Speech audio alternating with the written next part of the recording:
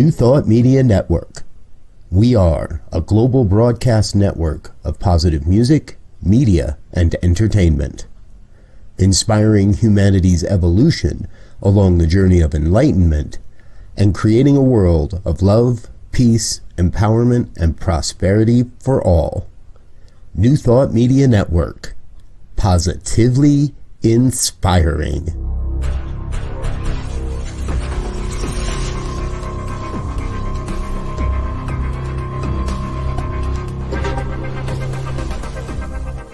Live from a secure concrete bunker somewhere in Ohio, New Thought Media Network presents Pastor Michael Mangus with Friday's Fireside Chat, spiritual conversation for today.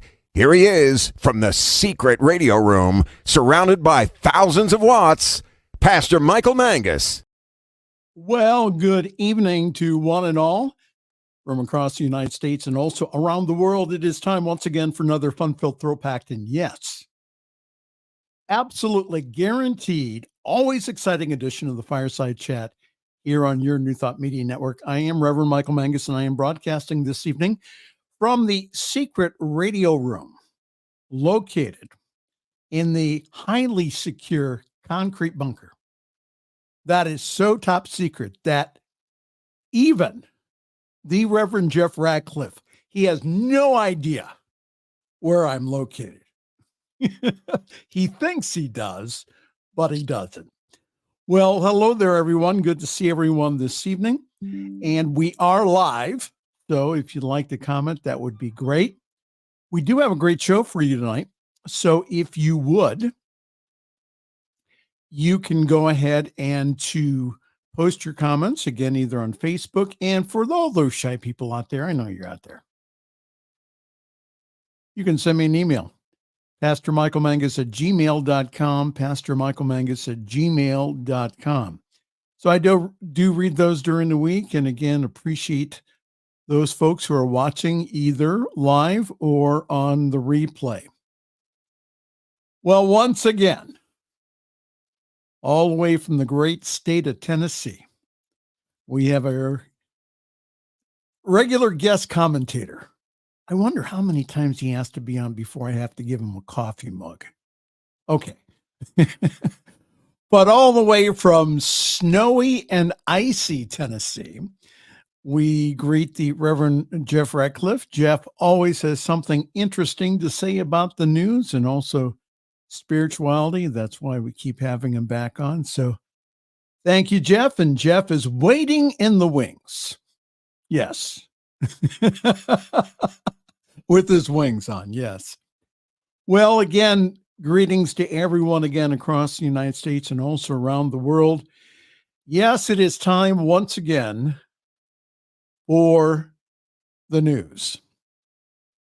Yeah, I know. Here he is.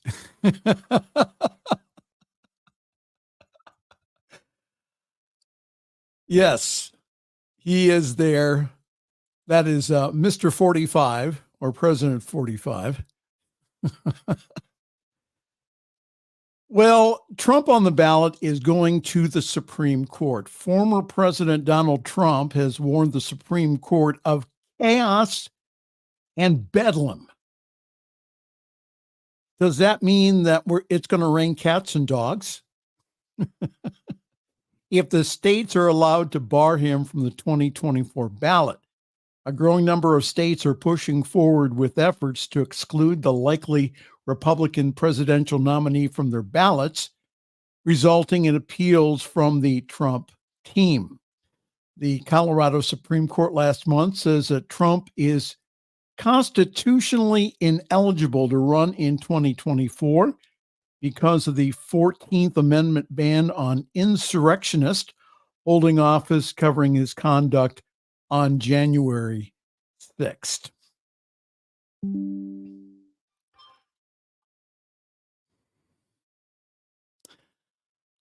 I know that some of you think that this show is too political, and I get that.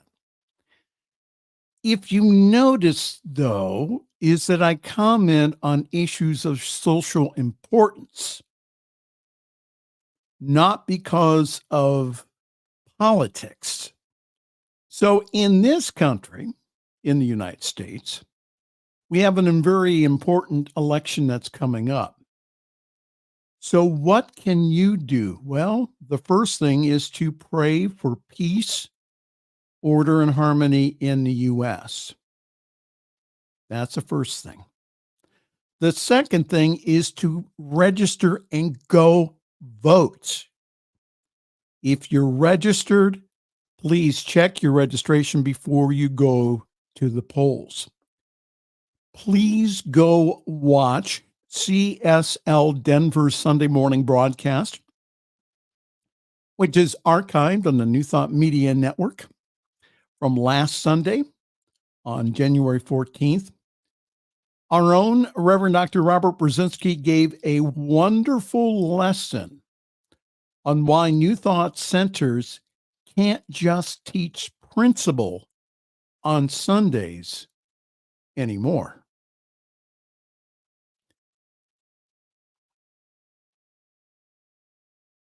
Meta CEO Mark Zuckerberg on Thursday pledged to build out artificial general intelligence, or AGI, that would meet or surpass human intelligence in almost all areas. This comes as several tech giants, including Microsoft and Google, continue to share new AI tools and visions amid a heightened AI arms race. That's interesting how they put it that way.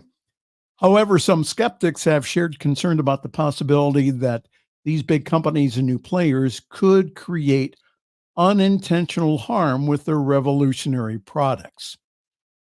So the question that I use when assessing technology is this: does it bring us closer together as humanity, or does it separate us? Chad Grovelander last summer at the International New Thought Alliance talked about the whole idea that social media separates us. And so I just want to remind everyone that there were many concerns when the internet became popular in the 90s. And AI is a lot like your computer. Correct data in, you'll get correct data out. Garbage in, though, and garbage out. Now, I have typed several prompts into chat GPT only to get wrong information. And since some of the sources for AI include newspapers like the New York Times, they are suing AI companies for using its information for free. Something to think about.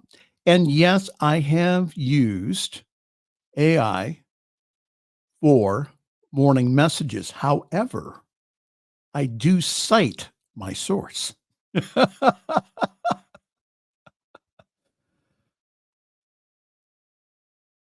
In other news from Uvalde, Texas, the Justice Department released a damning report on Thursday that said that the 2022 shooting in Uvalde, Texas could have been stopped sooner if it wasn't for critical failures in leadership among the specific law enforcement officers. It took 77 minutes from when the 18-year-old shooter walked into Robb Elementary School until he was stopped. 77 minutes. The massacre left 19 children and 2 teachers dead. The Department of Justice report paints a picture of confusion and cowardice among the officers who ran towards the sound of gunfire, and then they almost immediately stopped once they approached the classroom where the gunman was located. One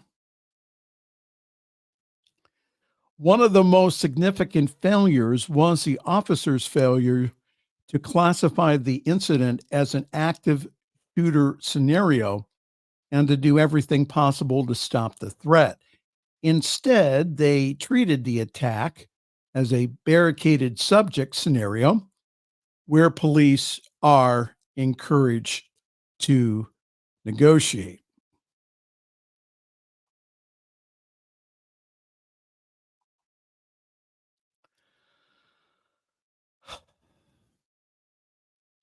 All right, there were mistakes made by law enforcement, big mistakes.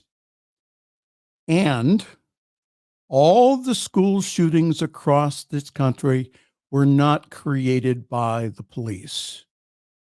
I wonder if the Right to Life marchers this weekend in Washington are including the right to life of our school children. If the pro-lifers really are pro-life, one of their talking points would be to encourage a common sense gun control law in the United States. So why don't more churches and pro-life organizations say something about the superabundance of guns in this country? Well, because it's bad for business. Individuals will leave, and with them, their money.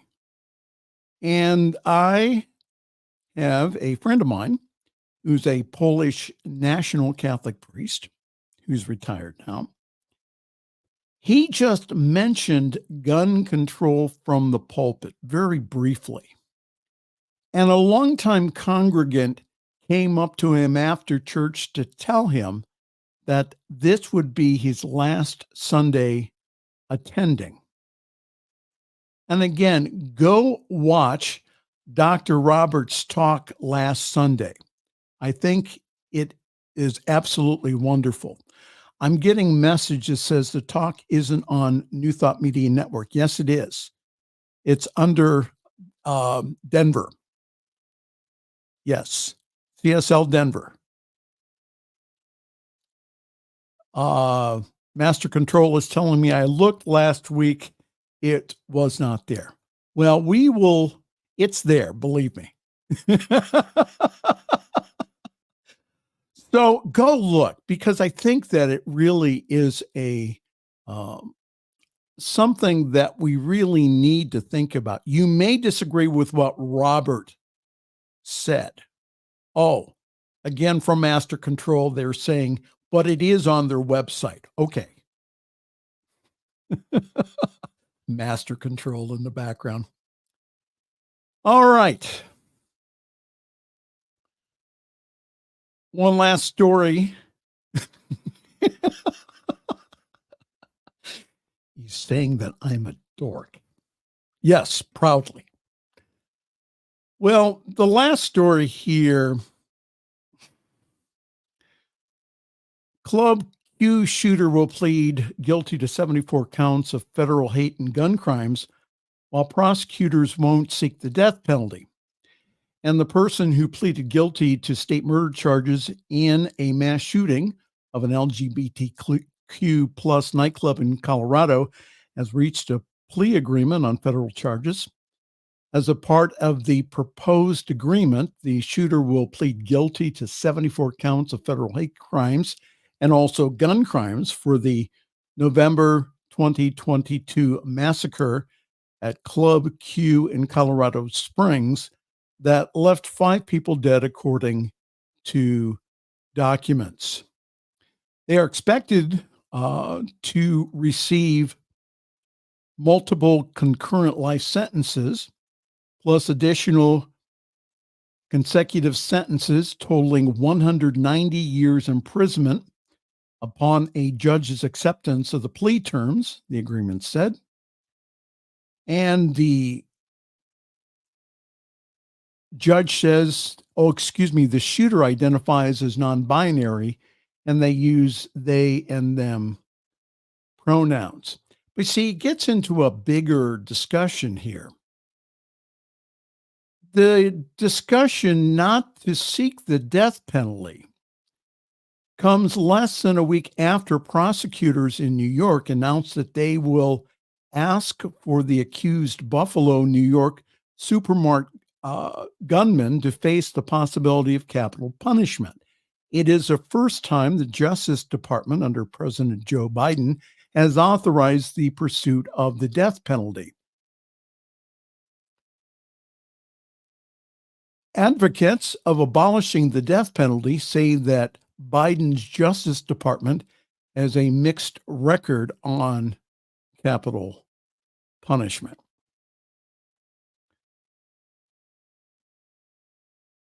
So my question is this here.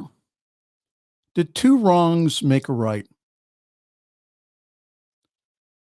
The death penalty is outlawed in many countries around the world. So I am a pro-life sentence individual with a day of remembrance every year on the anniversary of the killing spree spent in solitary confinement. And the death penalty has not been a deterrent for these mass shooters and also shootings in this country. All right. I know that Reverend Jeff Radcliff will have some things to say about this here in just a few moments. He says, "You bet your sweet bippy." Boy, you're really dating yourself with that. Well, good evening, everyone. And again, welcome. You are watching the Fireside Chat here on Positively Inspiring New Thought Media Network. Again, we don't shy away from the news here. And that's been a part of the challenge within New Thought communities. And again, the discussion on the minister's listserv this past week has been just teaching principle on Sunday mornings and becoming socially active. So I know Jeff Radcliff will have some wonderful things to say about this here in just a few moments. Yes, Wayne Baldwin, Captain Michael Mangus at the controls this evening. Audio is choppy. Okay. Not much I can do about that. Hopefully it's better here. Is the audio choppy, Jeff? Kinda, sorta? Okay. Well, I'll back away from the microphone since I have such a tiny voice. Well, hi there again. Welcome, everyone.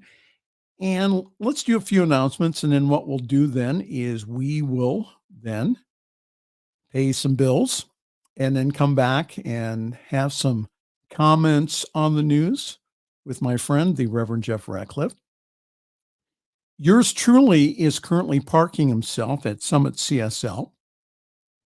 For more information, please go to summitcsl.org.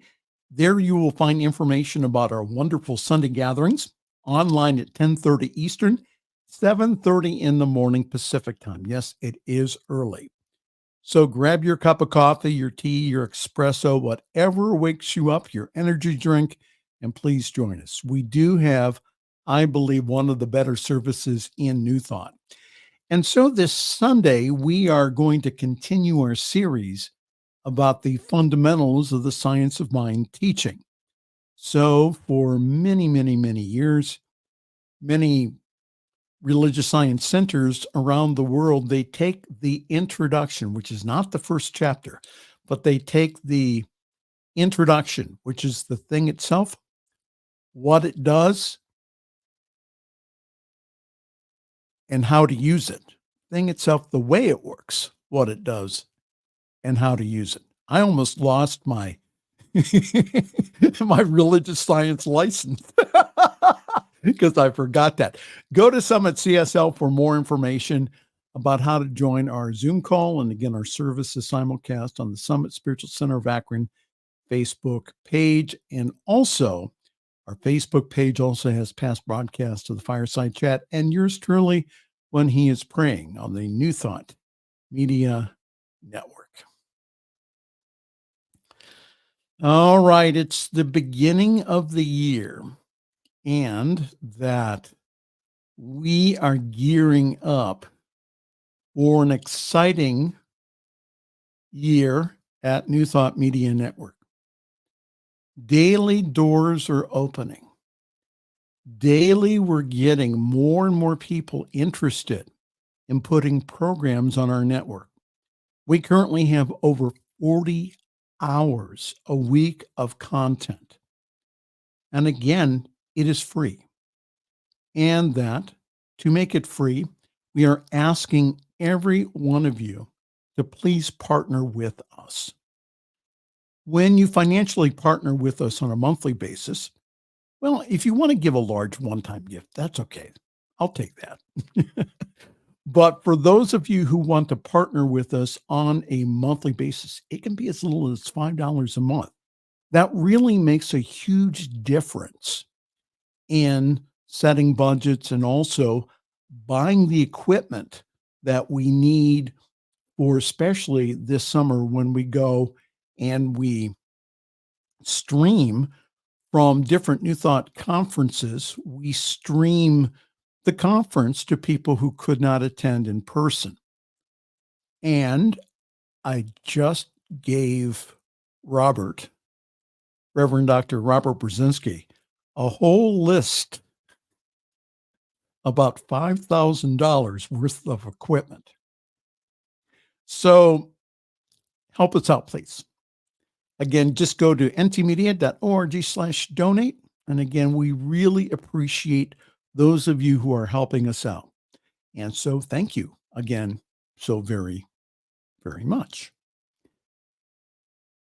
Okay, time for break, and then we will be back with a lot more interesting talk with Reverend Jeff Radcliff. This is the Friday Evening Fireside Chat here on your New Thought Media Network.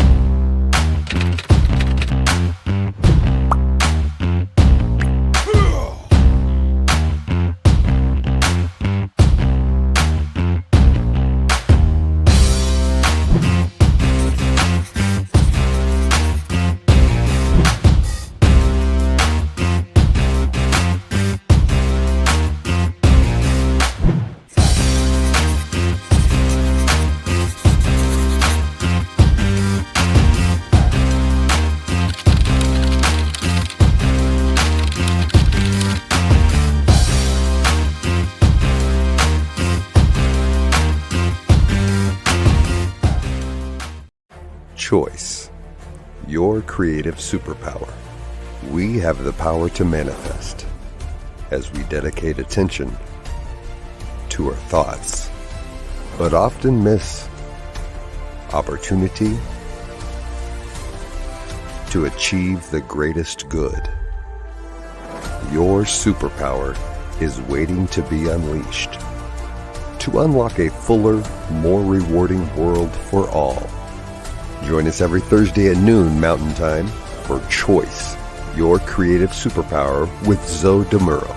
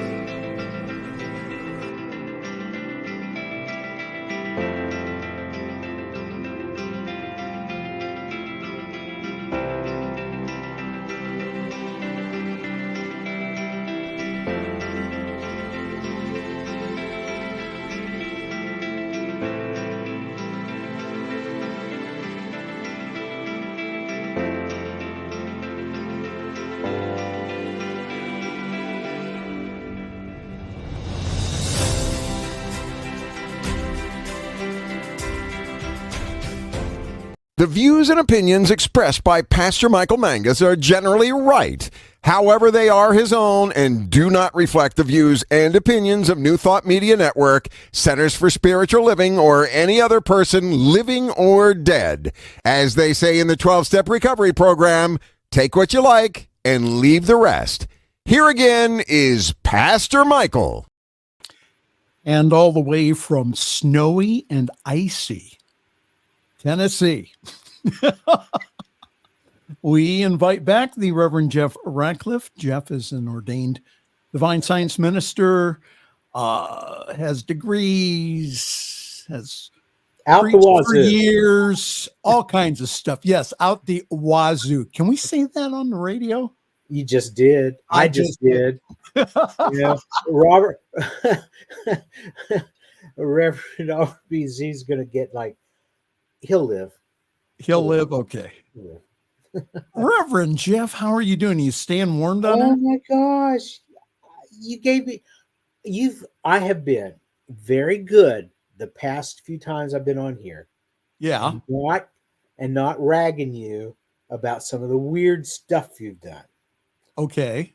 All right, but here you've got two things here that I'm going to have to call you on. First of all, Okay. Let me guess. Okay. The Trump picture. No. Oh, okay. Well, that was okay. Okay, go ahead. Yeah. First of all, it's the thing it is, the way it works, what it does, and how to use it. That's what CSL does every January. Right. The first 4 chapters of the Science of Mind textbook. Right. Now, because you couldn't get that right, now I'm going to have to call Reverend Sonny. I'm going to have to say, hey, he doesn't know what he's doing. No, now hold it. Now I corrected myself. You can call Reverend Sonny Cantrell. You can go ahead and call. She is our spiritual leader of Centers for Spiritual Living. Yes, you can call her. Yeah, it's sad. And say, listen, Michael has scientists is more about CSL than. Go ahead. You know more about CSL than I do? I didn't say that, except that I started out studying unity before I moved into religious science, before I became a divine scientist.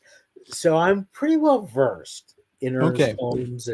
Okay. You know what? Again, brain freeze. It is 18 degrees above zero here. Oh, wow. That's what it is here. Yeah, we've had light snow, which means we have 6 to 8 inches of snow outside. So what's the other thing? Oh, the other thing. First of all, you know the expression, you took the words out of my mouth? Okay. You did that tonight. You did that tonight.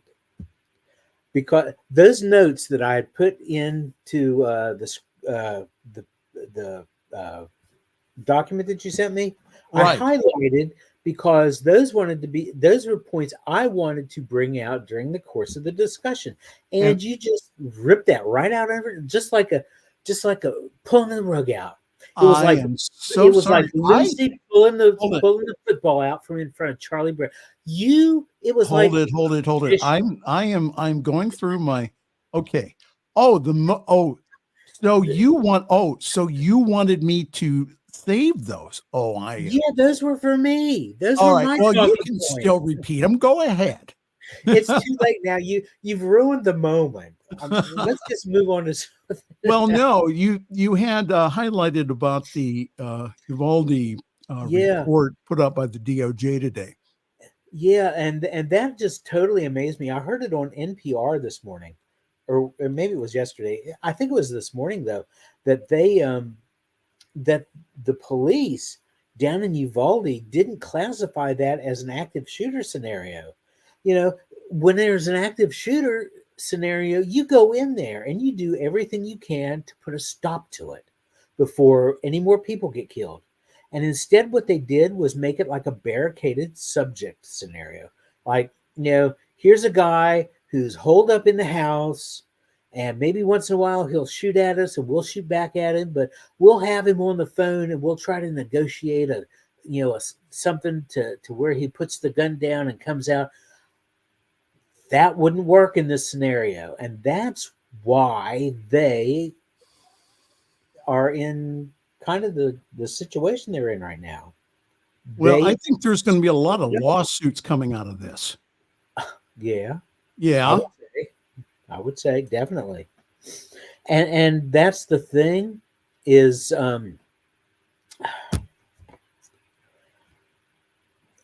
there is the immunity that law enforcement officers have, but they have used this immunity thing, and Donald Trump's trying to use it, in the presidential uh, arena. Yeah, but whenever you do something wrong and you screw it up, oh well, you can't sue me. I'm a public figure. I'm a public servant. You can't sue me. Sue the city if you want to, but you can't sue me personally for not doing my job properly. Now, I'm not a fan of that. so individuals are going to say, well, now, Jeff and Michael, now you are anti-police, which is far from the truth. No. Absolutely. We are for our men and women in blue. Absolutely. They have a tough job. And that I believe that many of them were following orders that the captain or the lieutenant says, don't go in there. Mm-hmm. And so what do? Yeah. Do you go in, or do you and then risk a dereliction of duty by disobeying the command of a superior officer? Right. Yeah, that is true. I am definitely pro police. They have a tough job. They need to do it without the fear that they're going to screw up. But when they do, they need to take responsibility for it. The rest of us do. The rest of us have to. Right. And you can't say, "Oh, I was just following orders." They said the same thing during the Nuremberg trials. Right. I was just following orders. They tried to throw it right back onto Adolf Hitler. But, somewhere along the line, you have to take some sort of personal responsibility. So like Reverend Robert was saying in that talk that he gave on Sunday, which, by the way, I looked all over New Thought Media Network YouTube page for. I couldn't find it. I found the one from the week before, but not this past week. But I did find it on CSL Denver's on their website, csldenver.org, by the way. So what did you think about it? I wasn't sure going into it where exactly he was going to go with it. And then it hit me, he's dead on the money. Now, I'm not part of the CSL ministers listserv because I'm not a CSL minister. I'm Divine Science. But I've got enough friends in religious science, in Centers for Spiritual Living, that I hear what's going on. And I know that there were some who were saying, oh, we need to just teach principle. And I think that's great. And then there were some saying, oh, we need to do more than this.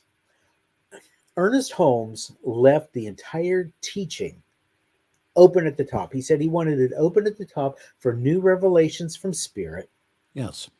And the way I look at the Science of Mind textbook is the same way I look at the United States Constitution. It is a living document. This is not a Bible. This is not a done deal, okay?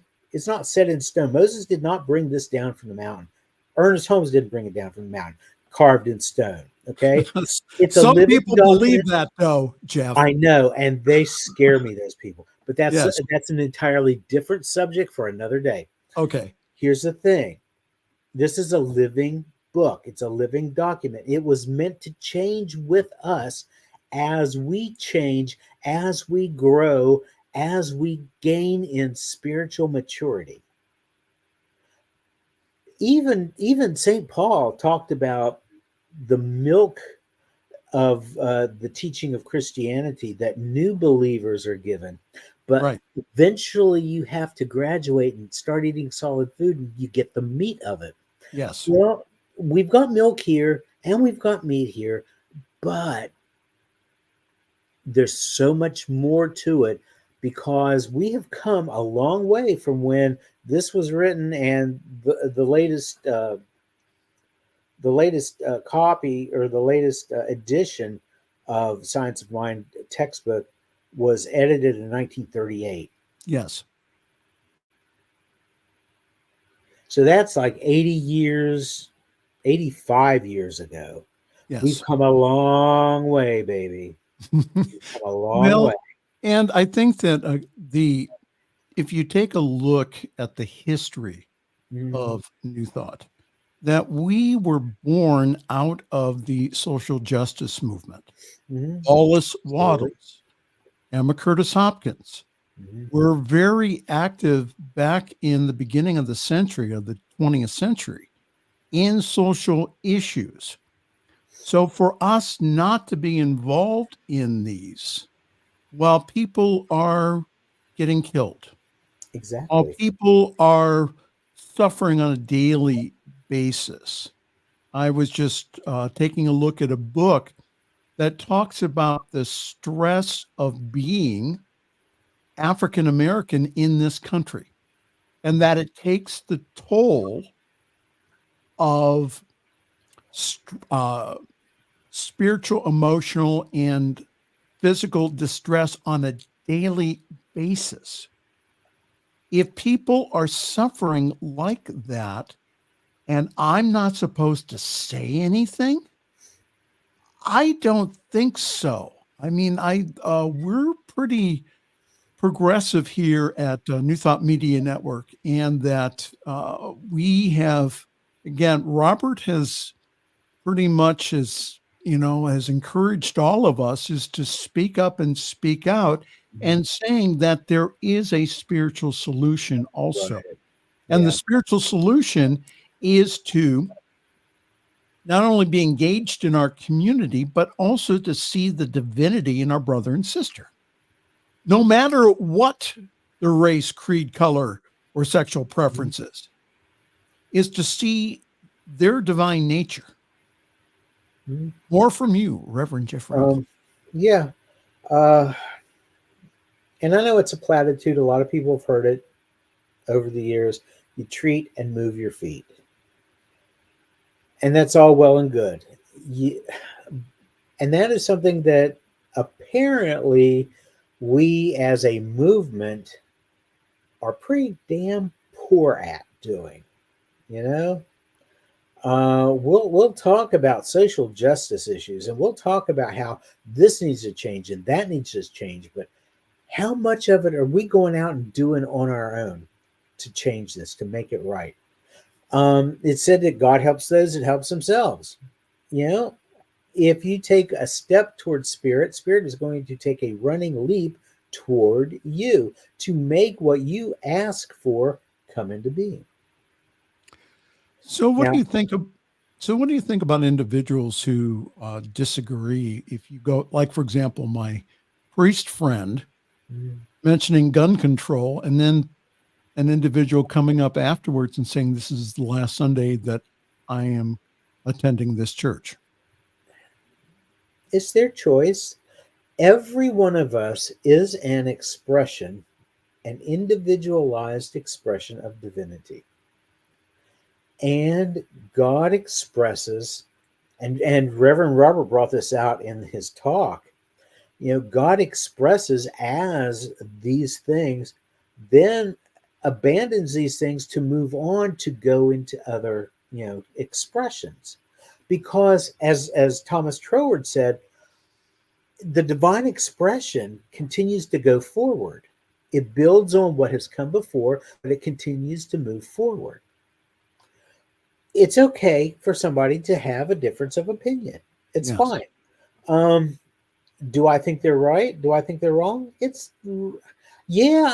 some instances, I will say, yeah, I think you're wrong, or yeah, I think you're right, whatever. But in the big scheme of things, their expression is their expression.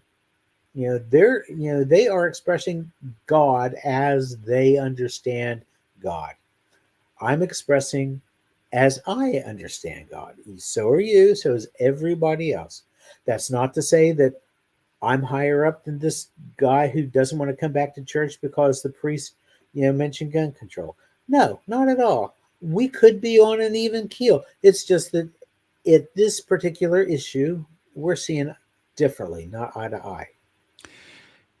Hi there. If you're wondering what you stumbled onto this evening or on the replay, this is the Friday evening Fireside Chat here on your New Thought Media Network. We are joined by the Reverend Jeff Radcliff. Jeff, do you have any comments about the Club Q shooter getting life imprisonment while the other Shooter in Buffalo is they're going after the death penalty on him. Now, I may be wrong in this. I don't think I am, but I don't remember hearing you say this person's name. Anderson Lee Aldrich. Yes. The shooter. Okay. Do I have any opinions on that?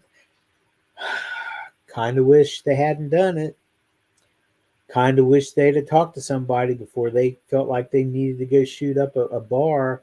And not only that, but for somebody who is non-binary to go to a club that caters to gay, lesbian, non-binary people, I mean, what were you thinking? That takes self-loathing to a whole nother level. So what I understand from reading the news reports was that one of the reasons why that the prosecutors in Colorado did not go after the death penalty was because that they wanted to spare the families of reliving that awful day. So, but now that I disagree with. Go ahead. That I disagree with. Here's the thing. Yeah, these families are going to hurt into perpetuity. Somebody lost a father, a sister, a mother, a daughter, a son, whatever.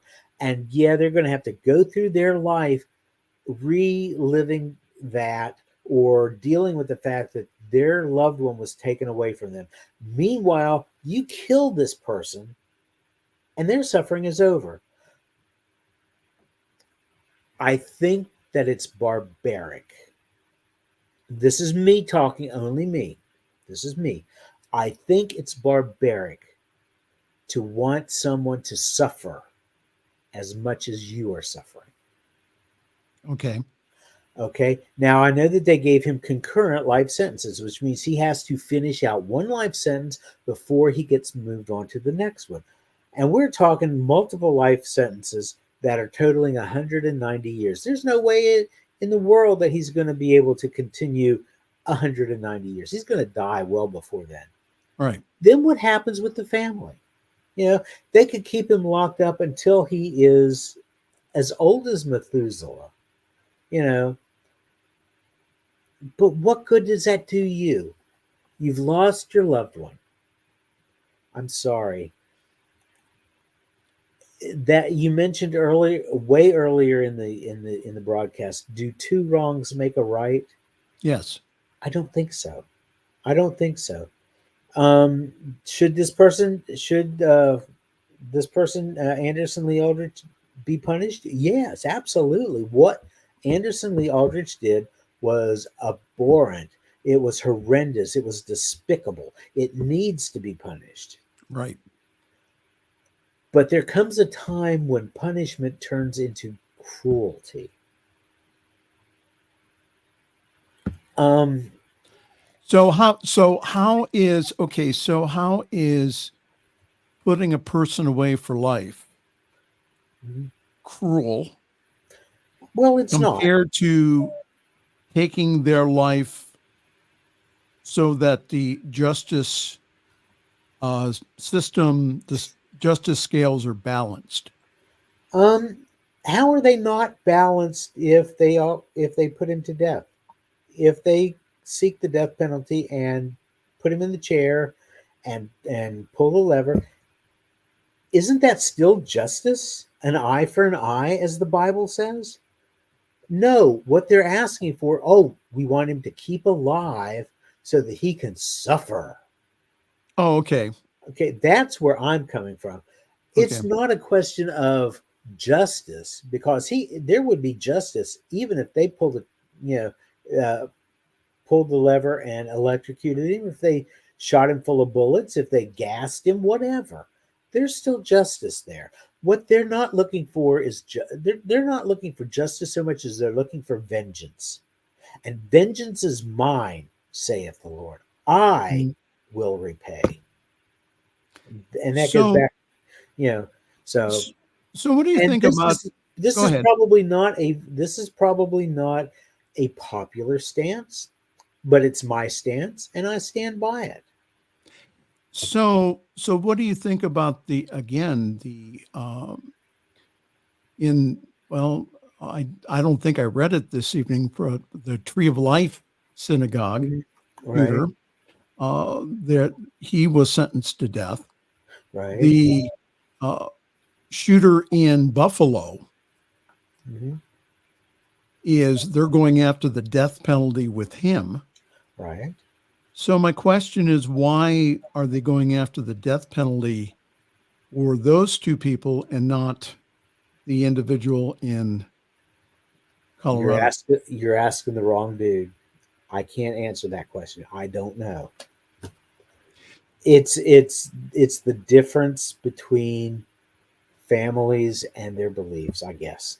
Yeah. And I, because the prosecuting attorneys are going to take into consideration what the families ask for. And so if the families are saying, we want him to have a little bit of leniency, therefore let's put him into jail for life.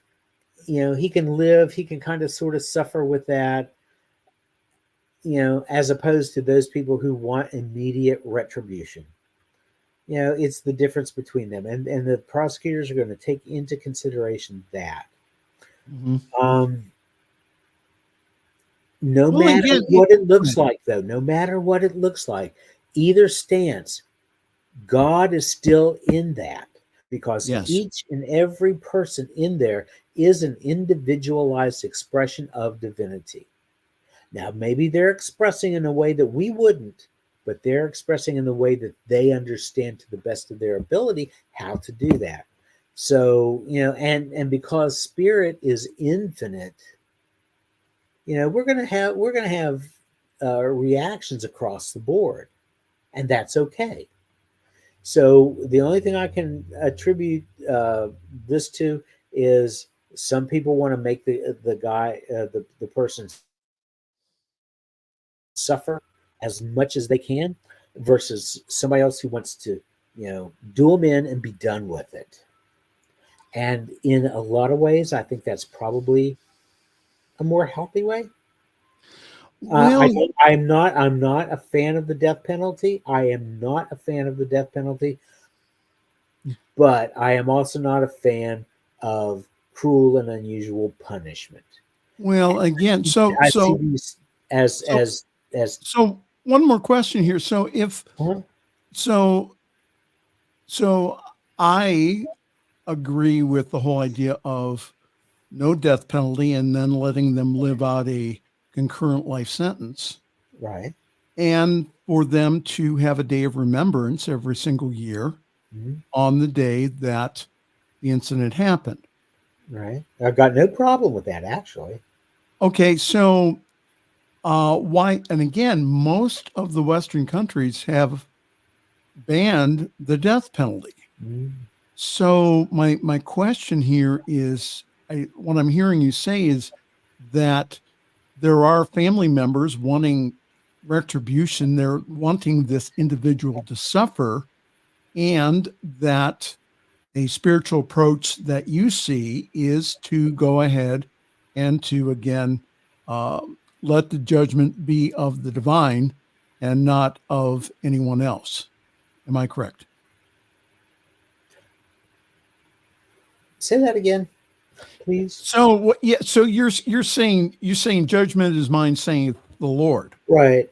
Okay. So what you're saying is that for us to go ahead and to want that kind of retribution, Right. that it really is against Judeo-Christian and also other religious teachings. No, what I think I'm saying is that if there were an anthropomorphized deity, which I don't believe that there is, I believe that God is spirit, and spirit Mhm. is principle, and love and law, as CSL says. Um,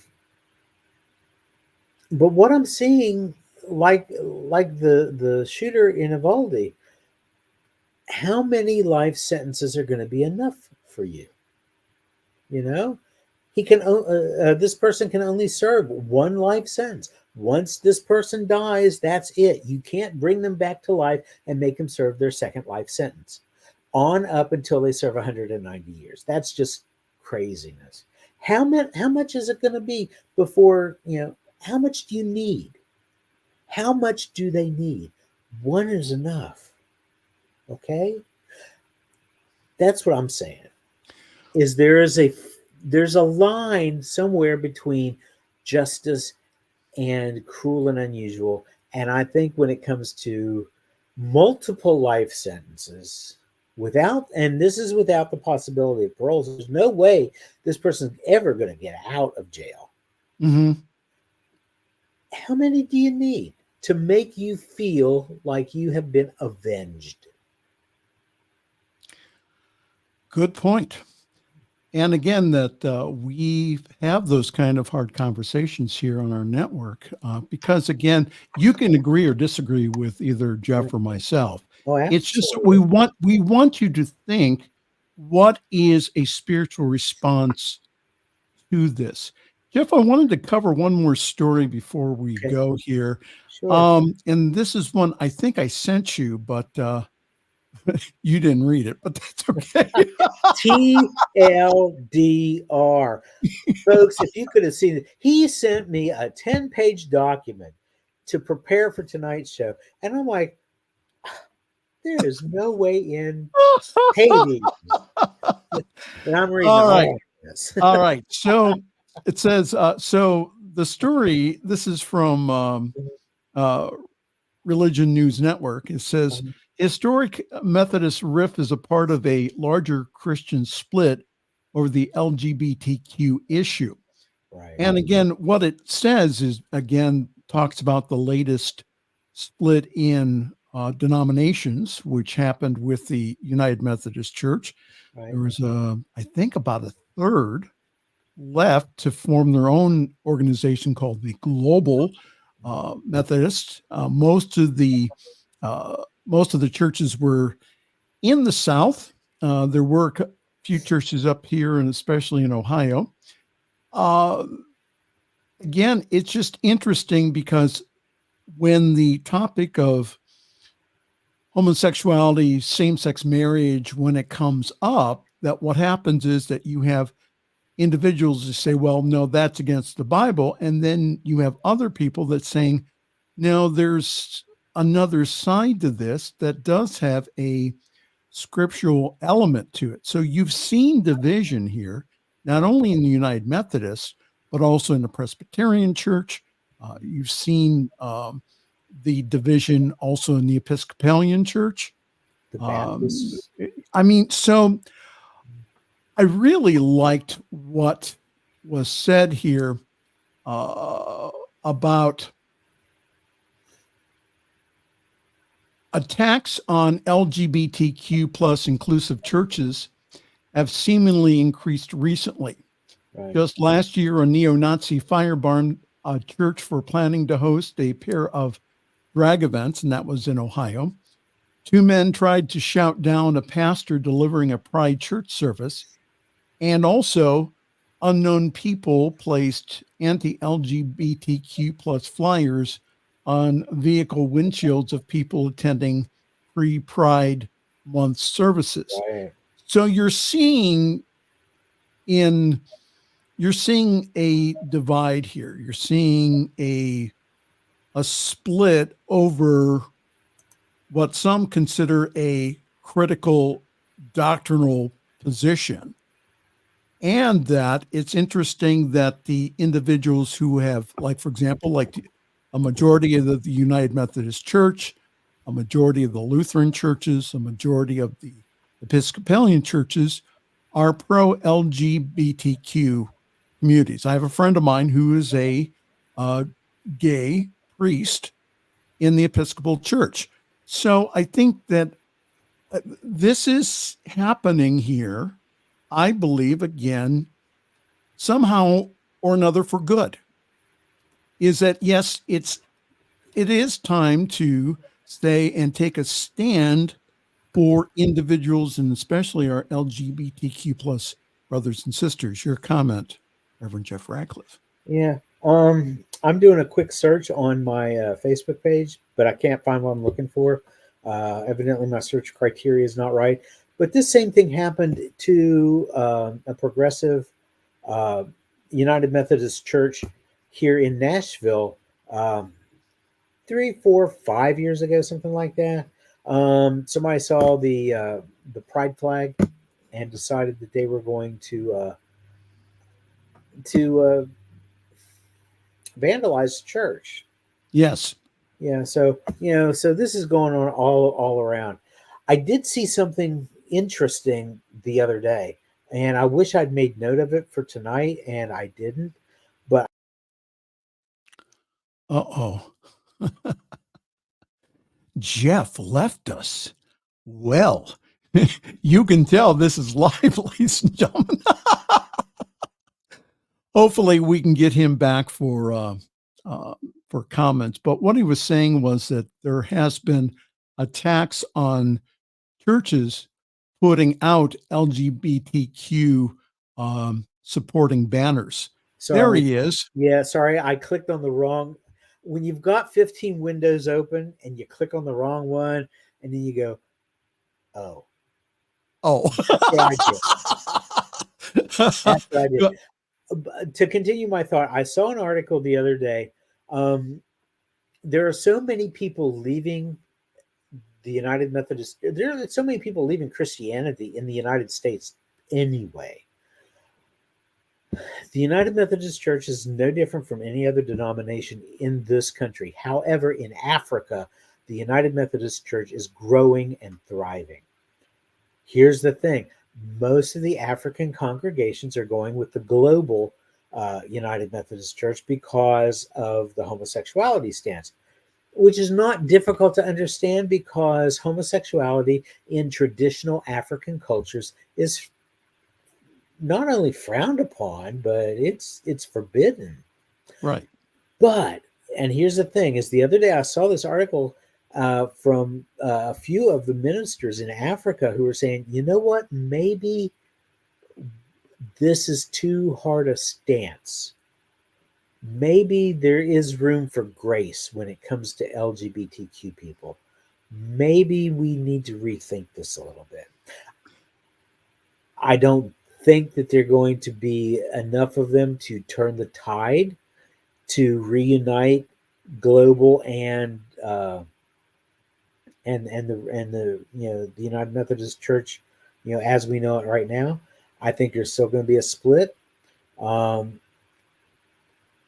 think that's okay. I think that now I grew up United Methodist, and I used to work for United Methodist, one of the businesses that is 30 affiliated seconds. with the United Methodist Church, but not owned by the church. Okay, let's put it that way. So I did work with the United Methodist affiliated business. The thing is, there's grace to be had here. Yes. And I see the globalists being as rigid and as hardline as if they were political. There's no there. It's either our way or no way at all. And since we can't have our say, we can't have it our way. We're going to take the ball and we're going to go home. And I think that there is a really wonderful and a very scriptural argument that is not taken into consideration about same-sex couples, especially couples marrying. Homosexuality has been around since the dawn of time. So again, that to have individuals and have a society say, listen, there's room enough in our society for everyone. I think that is and that you're going to have some individuals and people that are not going to like that. And can we go ahead and stay the course and to support our LGBTQIA plus individuals? Can we stay the course and also to allow them to express in our society. Because they are just another expression of divinity. Right. You might not like the way they're expressing. That's okay. That's not your deal. Your deal is to express spirit, or to let God express through you and as you. Right. And that's got nothing to do with anybody else. Right. We're all out of time. We can't be. It's too early. We have so much fun. We do. We get so caught up. Reverend Jeff Radcliff, again, thank you so very much. Stay warm down there in Tennessee. Yeah, if I can hold out until Wednesday, we are headed toward the 60s. And Woo-hoo. Right now it's like 15 degrees. Yeah. Well, we got you. Yeah. We got you beat here. I think I'm taking a look at the thermometer here. It's 19 degrees here in Ohio. So yesterday, when the snow was still nice and soft, I could take Lily out and she'd lift her feet up really high because the snow is up to her like Jeff's belly. Wonderful dog. Well, yes, she's a sweetheart. Then it started to rain and it was below freezing and it froze. She's out there today, slipping and sliding on the ice, trying to get a foothold so she could go out and do her business. I felt so sad for her. We got to go. Hold out 60 degrees next week. All right, sir. Thank you so very much. My pleasure. Thank you. Now you go back in the green room for a few moments, okay? Okay. All right. Thank you. All right. Hey, time for us to get on out here again. Thank you so very much. Again, if you can, please go to ntmedia.org/donate. Help us out here, especially partner with us during this next year. Again, we have wonderful opportunities available to us, and that you can be a partner with us again to take this empowering teaching to the whole world. ntmedia.org/donate. On behalf of myself and also Reverend Jeff Radcliff and the rest of our wonderful team here at the New Thought Media Network, I am Reverend Michael Mangus. I'm going to wish you a very pleasant good night and also sweet dreams. Thanks for joining us this evening for Friday's Fireside Chat with Pastor Michael Mangus. Join us again next week at 8 Eastern, 6 Mountain for more spiritual conversations for today. For more information and replays of past shows, please visit the New Thought Radio and Media Network's Facebook page. Until next week, may God bless you richly and abundantly.